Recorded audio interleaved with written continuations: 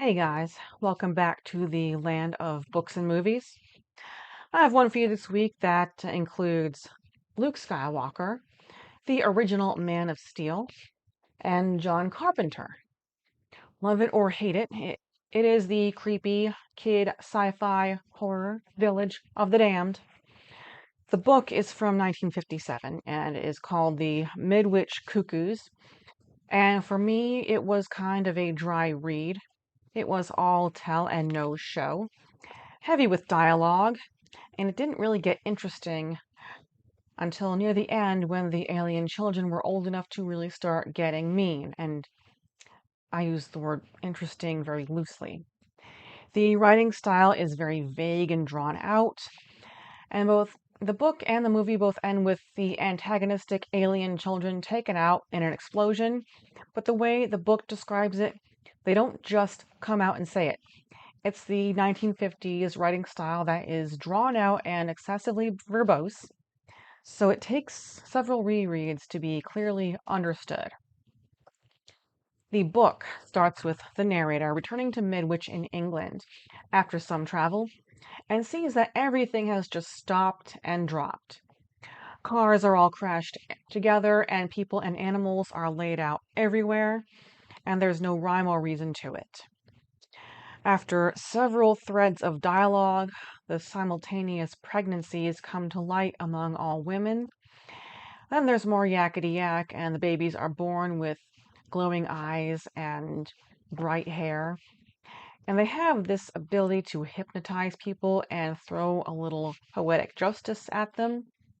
For instance, one of the babies gets pricked by a safety pin during a diaper change and rebukes their mom's clumsiness by making her gouge her hand through with the safety pin. Then, after more yakety yak, the children are seen out and about, always in pairs, and they really creep out the locals.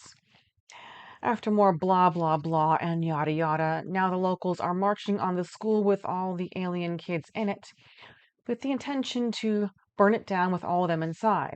And some of these flaming torch villagers are their own parents.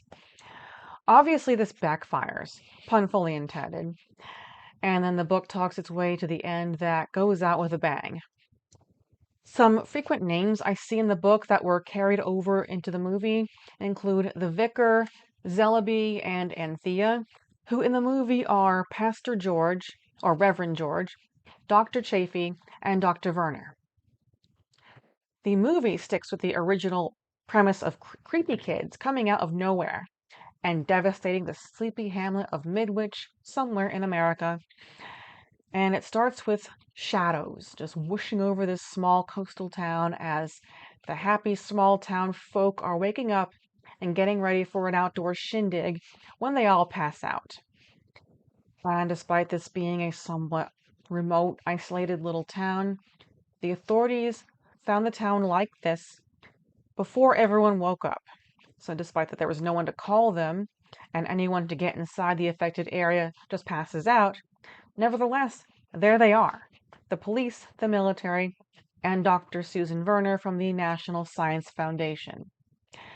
And just as everyone is waking up, someone screams as the camera cuts to the barbecue pitmaster having passed out on the grill and is now himself pretty well done. And this sets the tone for the rest of the movie. None of the pregnancies feel like good news. Jill is now a widow since her husband passed out behind the wheel and went out in a blaze of glory as he crashed into an old truck. Just as a side note, some of the disaster special effects are overdone.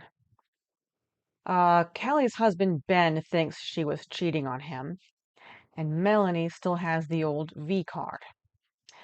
And they have these creepy pregnancy dreams that kind of convince them to keep the babies. They all give birth at the same time, and poor Melanie's baby is stillborn. Fast forward a few months, and we're already getting the gist that Mara is a mean one. She is such a mean little shit that she would give Damien Thorne of Omen fame a run for his money. She makes her poor mother go elbow deep in a boiling pot as punishment for her lunch being too hot. If this were McDonald's, she could have just gotten a lawyer. At the same time, we also get that David is sweet, despite being one of them. Especially as a group, they grow and pair up. David is kind of the odd man out. As they look to be about 8 years old, the movie starts to reach its fever pitch. Dr. Werner is still in town and is studying them with the government's financial assistance. During, a physical exam, including an eye exam, a nurse grabs a wrong bottle of drops and accidentally burns the eye of one of the kids. And just as she's trying to remedy it, Mara intervenes and makes that nurse pour that entire bottle of caustic fluid, whatever it was, into her eyes, making her permanently blind. So, the dynamic is set. Mara is the ringleader, and she is a mean little shit.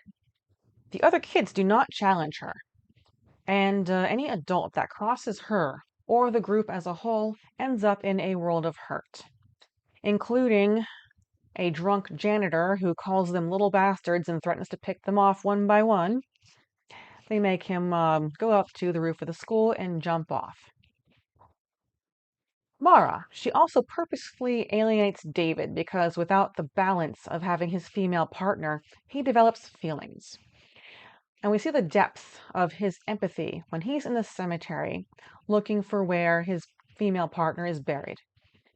Instead, he finds Melanie, who's drowning her sorrows in whiskey, and he can kind of see inside her mind that she is having suicidal ideation. Mara decides that the group should move out of their homes and into an old farmhouse, and Dr. Chafee is going to be their teacher.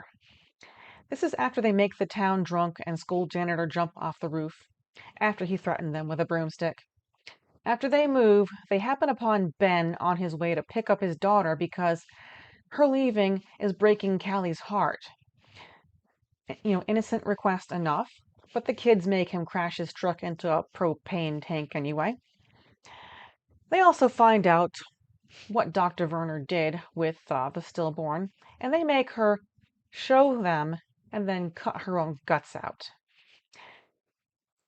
Oh, they catch Reverend George in an assassination attempt on Mara, and they make him turn the blammo on himself. And it goes from bad to worse.